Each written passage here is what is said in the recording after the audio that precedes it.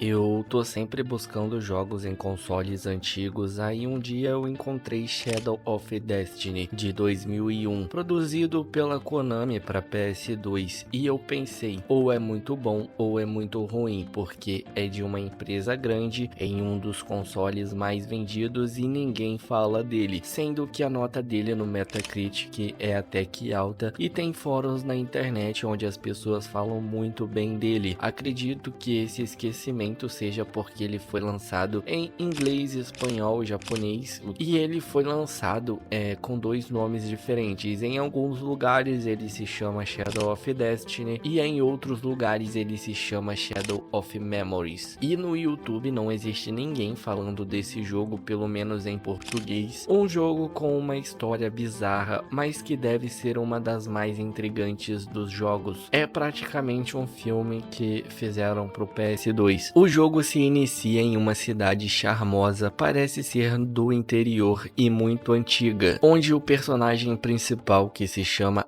Ike, sai de um café tranquilamente, entra em uma rua e percebe que não tem ninguém na rua, o que é uma pena porque ele está com seu cabelo incrível nesse dia. Mas ele é morto por um assassino misterioso que o apunhala pelas costas.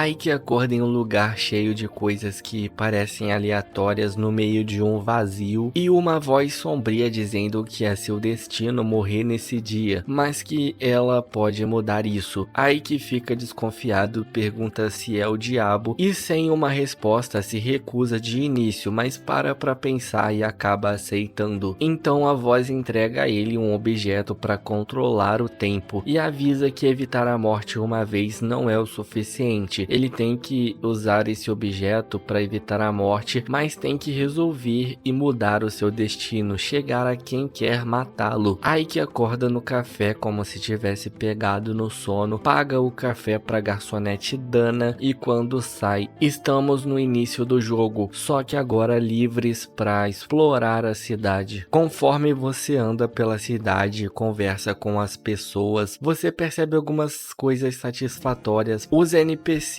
têm diálogos rápidos e simples, é uma filha buscando a mãe, é uma velha louca, até que você encontra as respostas para resolver seu problema. E são coisas simples, não é como aqueles jogos que você vai pegando enigmas complicados e vai passar um tempo tentando resolver eles. São soluções mais simples, eu diria até que inteligentes. No primeiro capítulo você encontra uma vidente que diz que seu destino é morrer às 2h30 enquanto está andando sozinho, então você precisa encontrar pessoas para estar com você às 2h30 e aí o assassino vai chegar lá e vai desistir de te atacar. E é o que acontece. There was someone behind me. Oh, but it looks like the crowd scared him off. Oh, that fortune teller. She told me to come back. I should go look her up again. Mas o jogo não acaba aqui. A vidente explica que o destino tem muitos fios e por ter evitado a morte às 2h30, agora o Ike vai morrer às 3h. O único jeito é ele chegar à raiz do problema, descobrir o porquê o destino dele é esse. E como é bom um jogo com enredo, com história, com algo além de apertar X o tempo todo, acelerar e frear, pular e bater. Como é bom um jogo que te faz pensar, criar opiniões, teorias, e é um jogo que utiliza e mistura coisas já conhecidas, como aquela jogabilidade onde você basicamente tem que encontrar itens e trocar eles até chegar em uma solução. E a história é muito parecida com obras como A Morte Te Dá Parabéns e aquele episódio Local Misterioso de Supernatural, onde um personagem está predestinado a morrer durante um dia qualquer e quando ele morre acaba acordando e tendo que repetir aquele dia até encontrar o assassino. No jogo, Ike realmente morre, ele só volta por causa do objeto que ele ganhou da voz misteriosa. E o Ike é avisado, toda vez que ele morre e volta, o objeto brilha e se ele usar, ele vai ser teletransportado automaticamente para um momento da história que tem a ver com essa morte. E por que o Ike tá passando por isso. E esses detalhes são importantes para você entender o ritmo do jogo e desvendar o mistério. No segundo capítulo, o Ike tá na praça da cidade, perto de uma árvore, conversando com Dana, quando o assassino pula da árvore e o mata. E a gente ali entende que o personagem ele morre pelo menos uma vez a cada capítulo e que o assassino ele se adapta, porque agora ele já fez isso na frente de outras pessoas. O Ike ele volta ali, vou chamar assim de submundo, eu não sei que lugar é esse, e o objeto ele brilha, então o Ike ele usa para voltar no tempo e ele acaba indo para 1580, só que ele acaba levando a Dana junto e ela desaparece em 1580. E esse é um dos mistérios desse jogo. E por que a gente voltou para 1580? A gente não faz ideia, a gente só joga e não sabe como o Ike vai evitar a morte dele. A Dana, assim, desapareceu. E na cidade o Ike conhece pessoas, inclusive uma família muito suspeita, onde tem uma mãe, Helena, que tá doente, o pai, que é um alquimista médico e a gente nem encontra ele nesse primeiro momento, o filho Hugo, que é inteligente, mas é muito chato, e a filha Margarete, que desde que ela viu o Ike, ela quer e não sabe pedir. Mas o que chama a atenção aqui é o pai alquimista, que a gente não conhece, mas falam muito dele na cidade. O Ike encontra um cara plantando uma árvore e convence ele a não plantar essa árvore, mas colocar uma estátua no lugar. Aí ele volta para 2001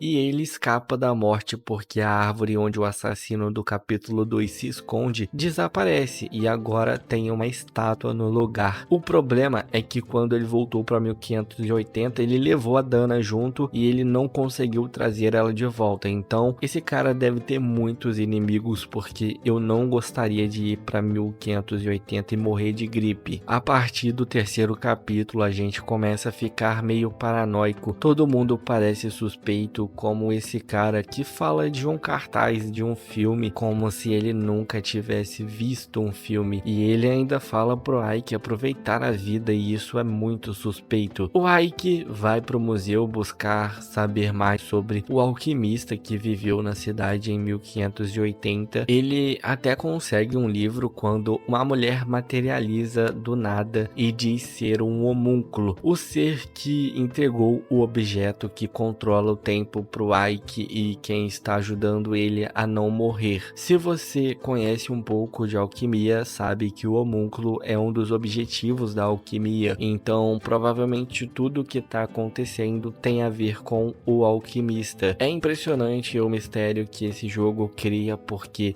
tem o mistério da história que a gente ainda tá tentando resolver, e tem alguns mistérios que estão ali e não fazem nenhum sentido. Tem uma parte que o Ike...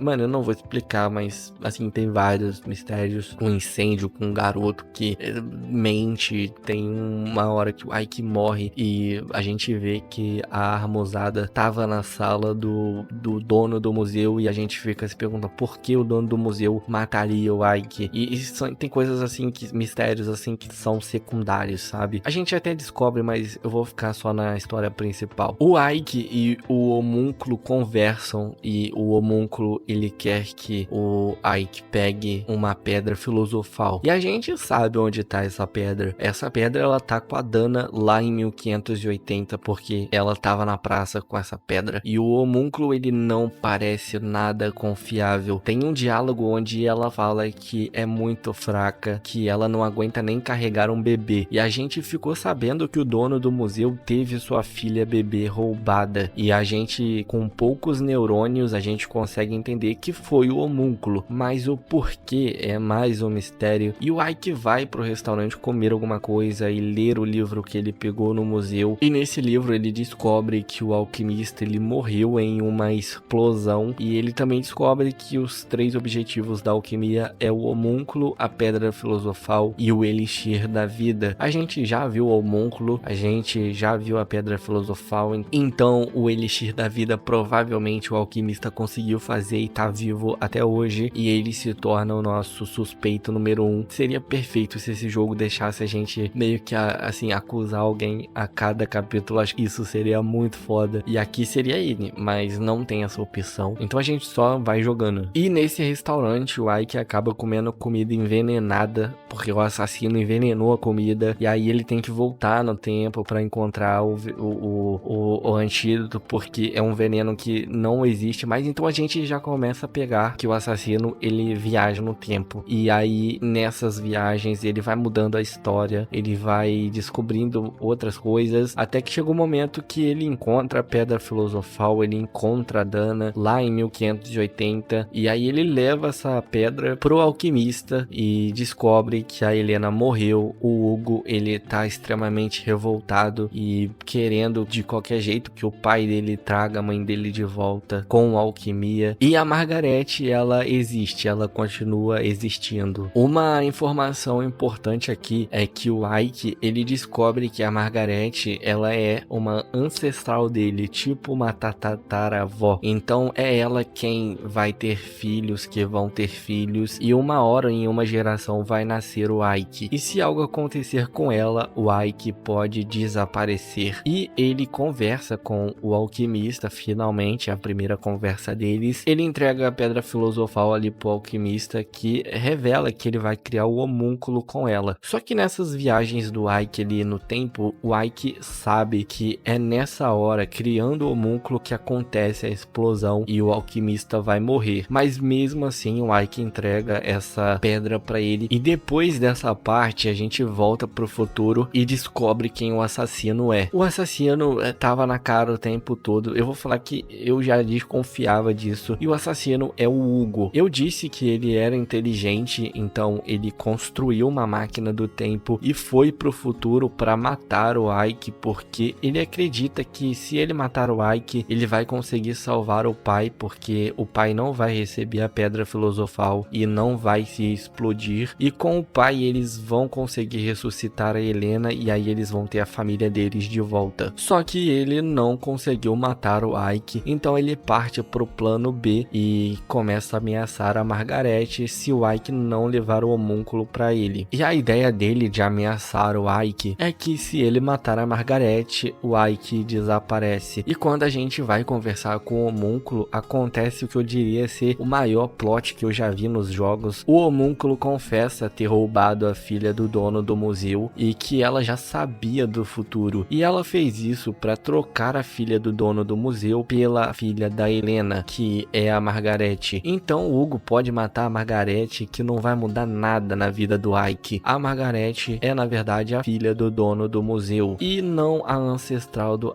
Ike, e que dá pra perceber pela cor dos cabelos. Então cadê a filha do dono do museu? Porque a troca não aconteceu, e o homúnculo explica que ela é muito fraca, ela não é humana, o corpo dela é fraco e ela não conseguiu realizar a troca. A ancestral do Ike na verdade é a Dana, e é por isso que quando o Ike foi buscar ela em 1580, ela não queria voltar para 2001. Ela se sente muito confortável lá, ela se apaixonou, e ela fala que em 2001 ela sempre foi sozinha, que ela nunca se deu com ninguém. E aí vem uma parada, um detalhe muito foda desse jogo, que é quando o Ike ele conhece a Margarete lá em 1580, que é uma mulher que se veste de forma vulgar e ela é julgada por isso, e ela se interessa muito no futuro. O Ike até chega a levar chocolate pra ela e ela fica muito, sim, ela fica muito feliz, ela adora chocolate. Então, tipo, o lugar das duas estão trocadas, e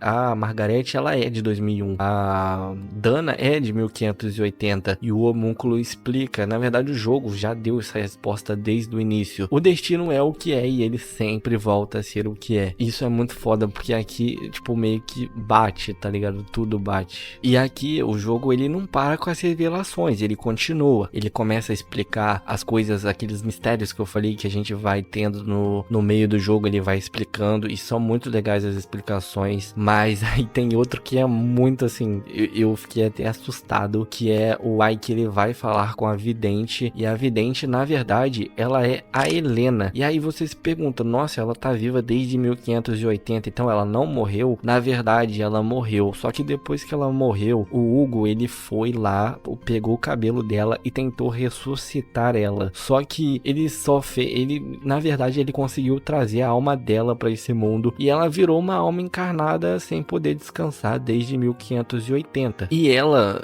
depois de fazer essa revelação, ela fala que o homúnculo na verdade é um monstro e que até os espíritos têm medo do homúnculo e que o Ike ele não pode confiar nela. E também fala que só pode conversar com quem já tá com o pé na cova. E como o Ike já morreu e reviveu várias vezes, ele consegue se comunicar com ela. E depois disso a câmera vira e mostra que o Ike ele tá na verdade em um lugar vazio, sozinho, porque só ele vê essa vidente, só ele vê a Helena. E eu não vou mentir, mano, tava 4 horas da manhã e deu uma arrepiada que eu e como se não tivesse macabro o suficiente, aí o Ike ele vai falar com o homúnculo, eles entram numa pira de ver espírito e coisas do tipo, que o Ike ele consegue ver espíritos, mano, e o homúnculo fala assim, sabe o que eu vou fazer? Eu vou invocar o pai do Hugo e ele vai conversar com o Hugo. Aí ela invoca o doutor lá, o alquimista, e o alquimista abraça o Hugo, os dois evapora, e aí o homúnculo ele se revela, ele mostra que ele não é um ser fraco, que ele é forte, que ele joga na cara do Ike que tava usando o Ike desde o começo e pede o objeto para avançar no tempo. E aí o Ike joga o objeto no homúnculo, que o objeto bate no homúnculo e ele começa a sangrar lava e aí ele morre. E a Margaret fica em 2001 porque não tem mais objeto para levá-la para 1580, mas é o lugar dela, em 2001. E aí o jogo se passa, o tempo passa, mostra o Ike, mostra a Margaret, eles estão bem, a Margaret tá com seu cabelo novo, renovado, fazendo compras, e aí eles encontram mais uma pedra filosofal e o jogo se encerra. Se o Arnold, quando foi pro futuro, quer dizer, quando o Arnold foi do futuro pro passado pra matar o John, ele era o exterminador do futuro. O Hugo, que foi do passado pra matar o Ike no futuro, ele seria o exterminador do passado.